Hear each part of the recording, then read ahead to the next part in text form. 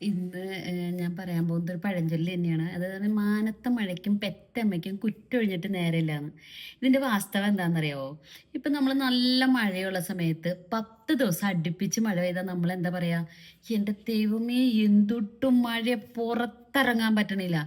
എൻ്റെ ദൈവമേ എന്തുട്ടത് പുറത്തിറങ്ങാൻ പറ്റാണ്ട് എത്ര ദിവസമായി തുണികളൊക്കെ അലക്കി അകത്ത് തന്നെ ഇട്ടേക്കണെന്ന് പറയും.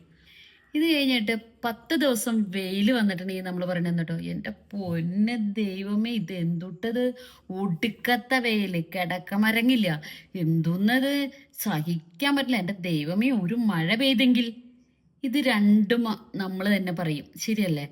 അതാണ് ഈ മാനത്തെ മഴ എന്ന് ഉദ്ദേശിക്കുന്നത്. ഇനി അടുത്തത് പെറ്റമ്മയുടെ പെറ്റമ്മയുടെ ഇത് പറയുന്നത് എങ്ങനെയാന്ന് വെച്ചിട്ടുണ്ടെങ്കിൽ ഇപ്പൊ ഒരു വീട്ടില് ഒരു അച്ഛനും അമ്മയും മക്കളൊക്കെ ഉണ്ടെങ്കിൽ ആ മക്കള് നല്ല രീതിയിൽ വന്നിട്ടുണ്ടെങ്കിൽ ഈ എല്ലാവരും പറയണ ഒരു കാര്യമുണ്ട്, അത് അച്ഛൻ്റെ അമ്മയുടെയും വളർത്തു ഗുണം, അതുകൊണ്ടാണ് അവര് നല്ലതായതുകൊണ്ട് അവരുടെ മക്കളും നല്ല രീതിയിൽ വളർന്നു, അതാ അതിന്റെ കാരണം എന്ന് പറയും.